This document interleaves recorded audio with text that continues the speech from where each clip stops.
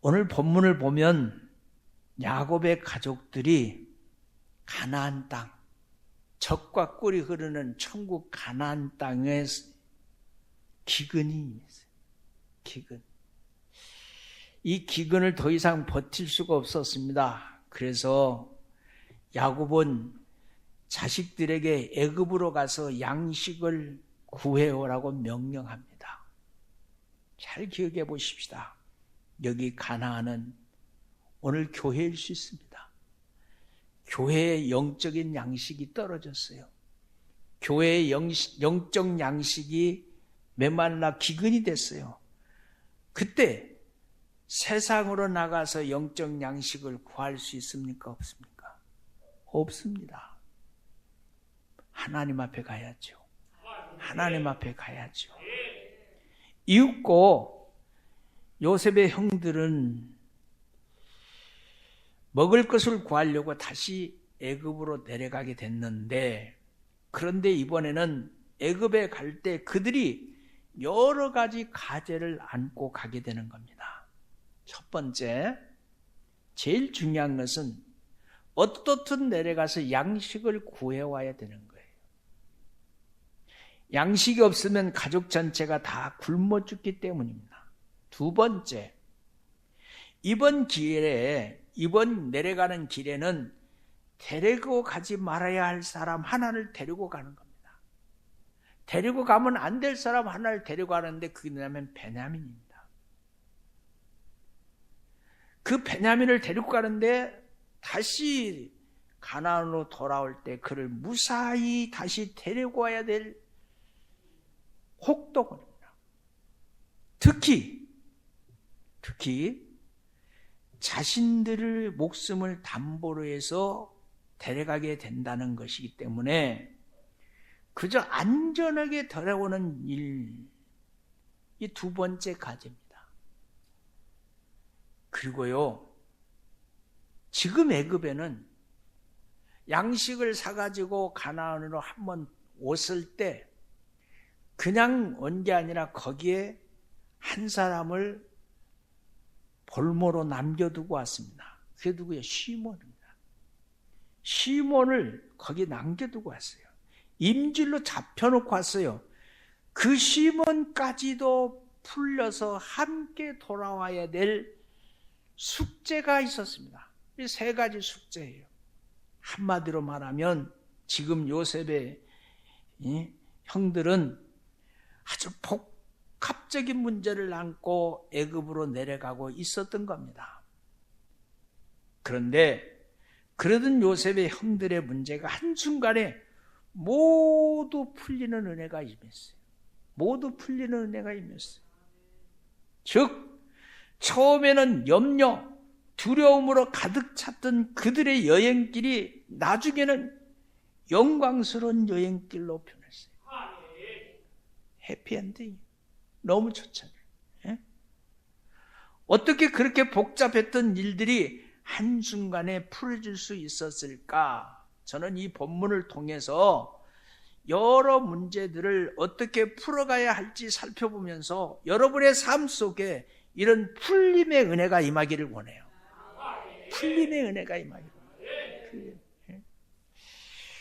날씨가 좀 더우니까 에어컨 틀리니까 더위가 물러가니까 편안하잖아요.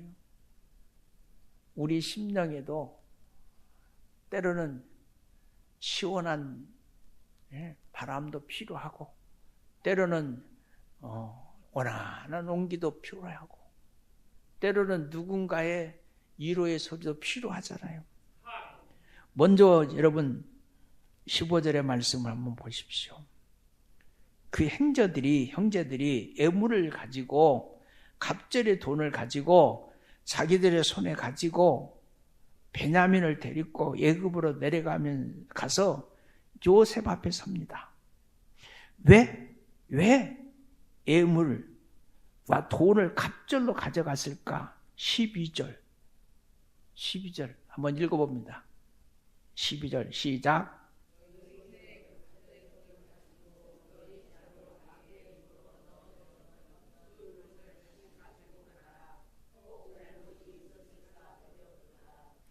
한마디로 요셉의 형들은 요셉 앞에 서기는 하지만 너무나 초조한 심정으로 서 있는 거예요.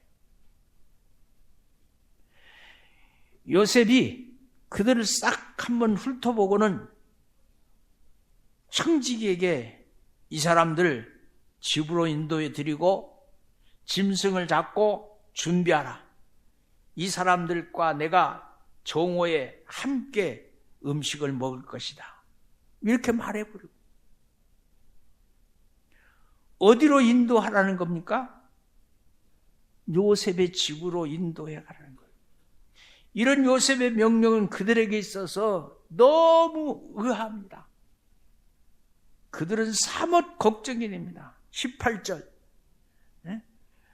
우리 18절의 말씀 또 한번 같이 읽어봅니다. 시작.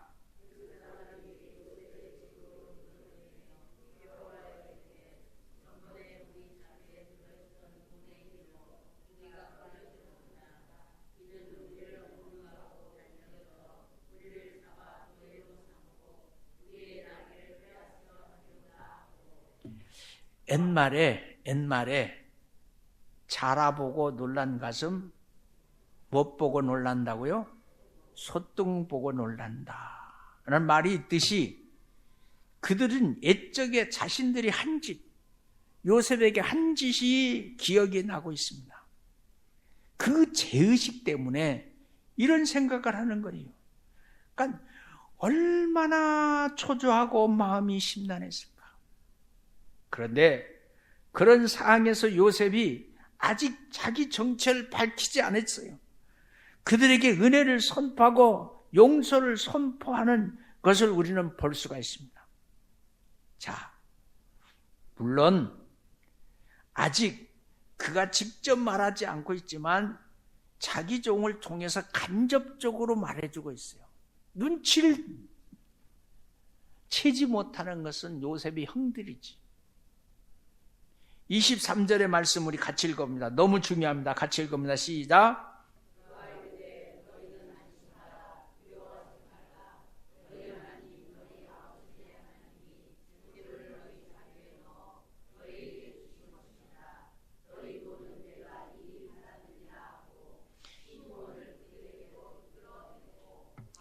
이처럼 요셉은 자신의 종을 통해서 뭘 선포해요? 은혜를 선포해. 은혜. 우리의 삶에도 많은 어려움과 난관이 엮이고 설킨 문제들이 있을 때가 있습니다. 그때 우리에게 찾아오는 것은 두려움입니다. 그때 우리에게 찾아오는 것은 두려움입니다. 앞으로 어떻게 해야 될 것인가? 난 이제 죽었구나. 나 이제 더 이상 해결할 길이 없구나. 그때 주님이 우리들에게 선포하시는 말씀이 있습니다. 뭐라고 말씀하십니까? 안심하고 두려워하지 말라. 안심하고 두려워하지 말라. 안심하고 두려워하지 말라. 마가복음 6장 45절 이하에 보면 예수님의 제자들이 갈릴리 바닷가에서 큰 풍랑을 만납니다. 그리고 사경을 헤매고 있을 때 예수님께서 물 위로 두벅두벅 걸어오면서 말씀하신 말씀이 있습니다. 마가복음 6장 50절. 그들이 다 예수를 보고 놀랍니라. 이에 예수께서 곧 그들에게 말씀하여 이르시되 안심하라. 내니 두려워하지 말라 하시니 곧 풍랑이 거짓말처럼 잔잔해지는 기적을 맛보게 되는 겁니다. 그렇습니다. 아무리 우리가 문제 가운데 산다 할지라도 주님께서 찾아오셔서 안심하라. 두려워하지 말라. 은혜만 선포해 주시면 은혜만 선포해 주시면 은혜만 선포해 주시면 우리들의 모든 문제는 거짓말처럼 풀리게 될 줄로 믿습니다. 풀림의 은혜가 있기를 원해요. 여기서 하려야 될 것은 주님이 은혜를 선포하는 주체지만 그에 못지않게 우리가 주의 백성으로 해야 될 일이 있다는 거예요. 그게 무엇입니까? 마태복음 18장 23절부터 35절에 보니까 어느 주인이 10,000달란트의 빚을 진 종의 빚을 탕감해 줍니다. 10,000달란트, 그냥 우리식으로 말합시다. 한 1억쯤 빚진 자가 있었는데 주인이 그 빚을 탕감해 줬어요. 상상해 보세요. 엄청난 빚을 탕감받았습니다. 그런데요, 그렇게 엄청난 돈을 탕감받은 종이 나가서 어떤 일을 하냐면 자기에게 일반 데나리온에 빚진 친구를 만납니다. 그리고는 그 친구의 목을 잡고 빚 언제 갚을 거야? 빚 언제 갚을 거야? 옥죄입니다. 그때 이 주인이 그 사실을 알아요. 그 사실을 들었어요.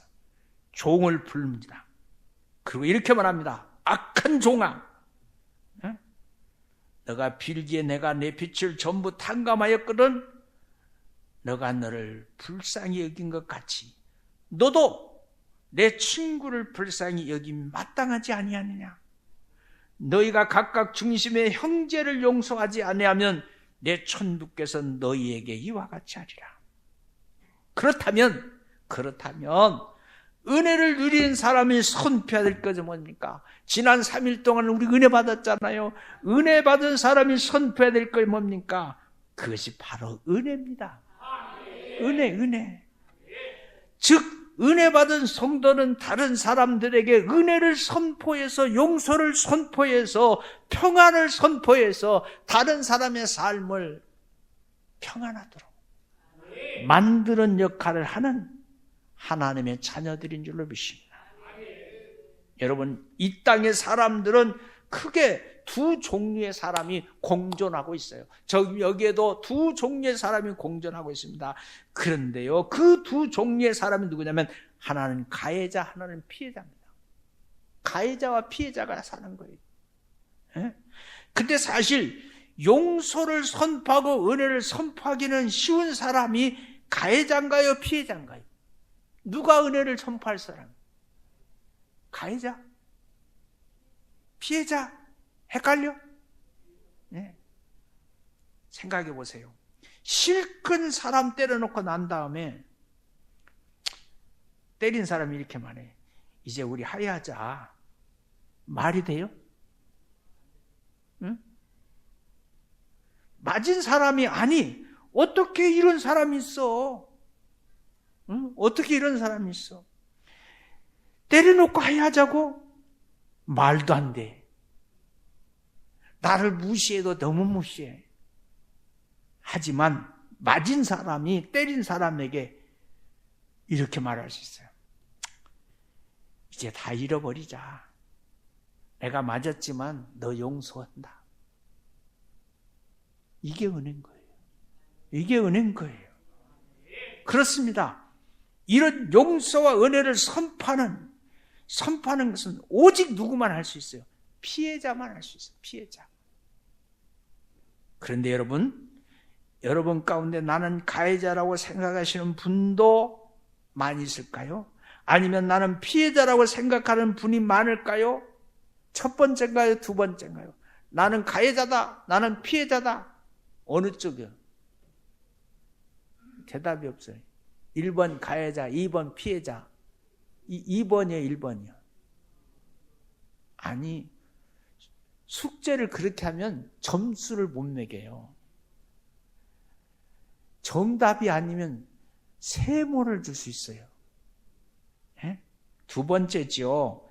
여러분, 왜 하나님께서 우리가 이 땅에 살면서 피해자의 위치에 서게 하셨는가? 그것을 알아야 되는 거예요. 왜 그랬던가? 그것은 우리로 하여금 은혜를 알고 은혜를 선포하고 용서를 알고 용서를 선포하면서 살라고 말씀하시는 거예요. 그거예요. 하나님의 은혜로 내가 천국 백성 됐어요. 하나님의 은혜로 내가 살고 있어요. 하나님의 은혜 아니면 살 수 없어요. 나는 용서받은 죄인이에요. 그러므로 용서받았기에 나도 용서할 수 있어요. 이런 삶을 살아야 된다는 거예요. 복음서에 보면 예수님이 자신의 십자가 때를 이야기합니다. 예수님께서 십자가를 지실 때 저들이 자기가 한 일을 알지 못하니까 용서해달라고 말해요. 자기를 핍박하는 자들의 죄를 용서해달라고 하나님께 간구합니다. 즉 예수님은 용서와 은혜를 선포하신 겁니다. 어떻게 그렇게 할 수가 있을까? 그분 또한 피해자였기 때문에 그래요. 그러기에 하나님께서 우리를 약자로 만드시고 피해자로 만드실 때 은혜를 선포하라는 의미라는 것을 아시기를 바랍니다. 그것이 하나님이 바로 우리에게 주신 하나님의 뜻입니다. 그것은 하나님의 은혜, 즉 용서를 먼저 받은 자라는 사실을 기억하라고 해요. 너는 용서받은 사람이야. 너는 은혜 받은 사람이야. 너는 은혜 받은 사람이야. 너는 용서를 입은 사람이야. 그러니 너도 용서를 하고 너도 은혜를 선포해주고 살아라고. 우리 또한 주님의 전적인 은혜로 구원받고 천국 시민 됐잖아요. 성의 첫째 날 우리 갑자기 중창단이, 남성 중창단이 은혜를 노래 부를 때 저는 가슴이 찡했어요. 하나님, 저들이 찬양하며 하음을 넣으면서 서로의 목소리를, 눈치를 보면서 내가 더 목소리가 큰가, 목소리를 맞춰야지 그러면서 서로 맞춰가면서 찬양하는 그 모습이 아름답잖아요.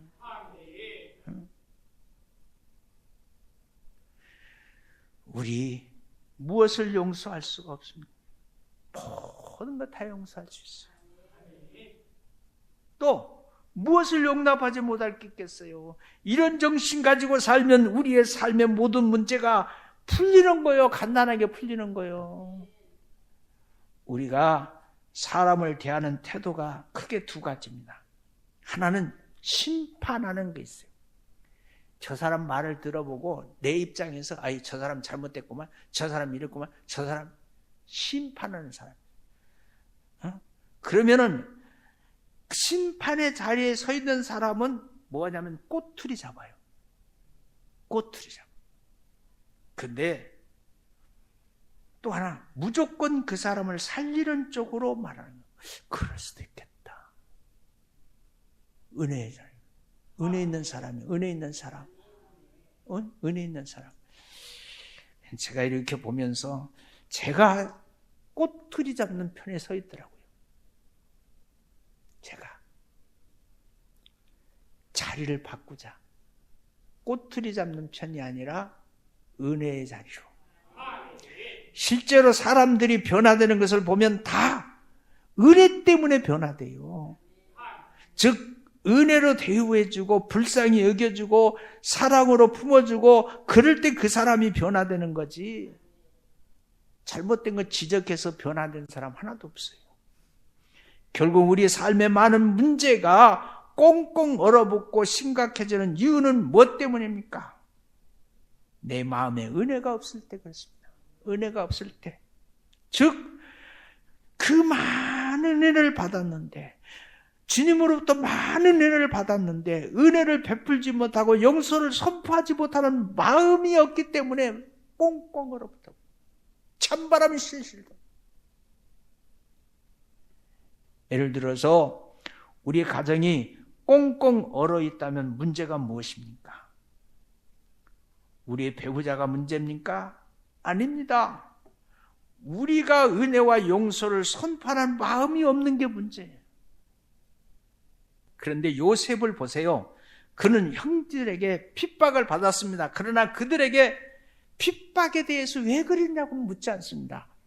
은혜와 용서를 선포하지 않습니까?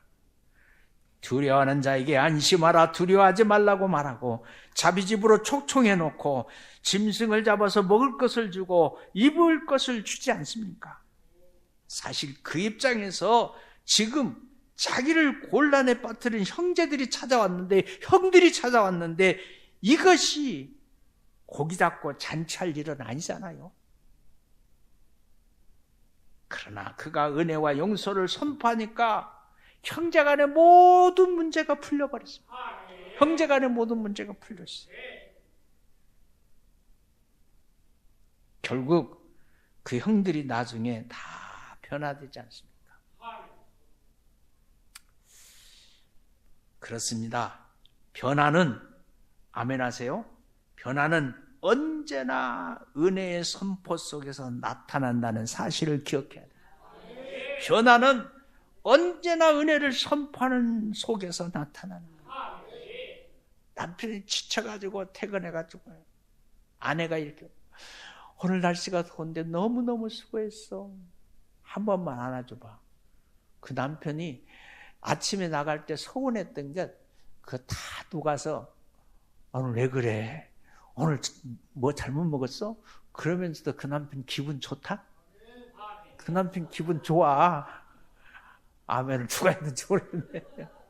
기분 좋다고요. 큰일 났네. 여러분,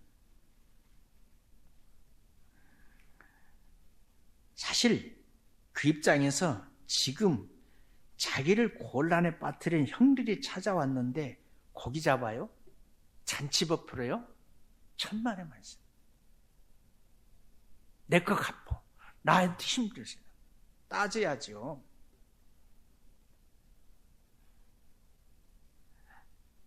변화는 언제나 은혜를 선포하는 속에서 나타난다는 사실. 오늘 설교의 가장 중요한 말이에요.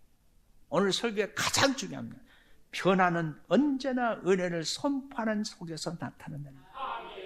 너 왜 그렇게 신앙생활 그거밖에 못하냐? 그럼 어찌라고? 이렇게 말해요. 너 잘하고 있어. 근데 조금만 더 잘하면 될 것 같아. 은서 잘하고 있어. 조금만 더 잘하면 될 것 같아. 조금만 더 잘하면 될 것 같아. 조금만 더 잘하면 될 것 같아. 안 들으니까 말하는 거예요. 네?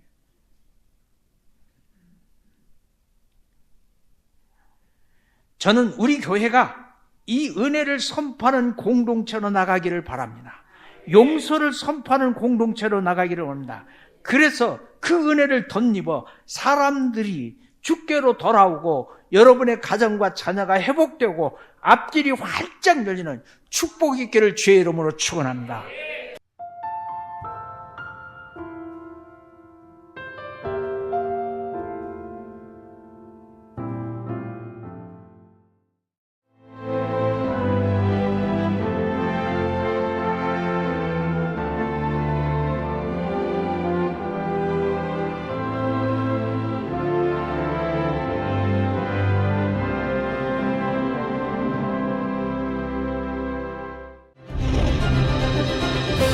기회는 준비된 도시를 선택합니다.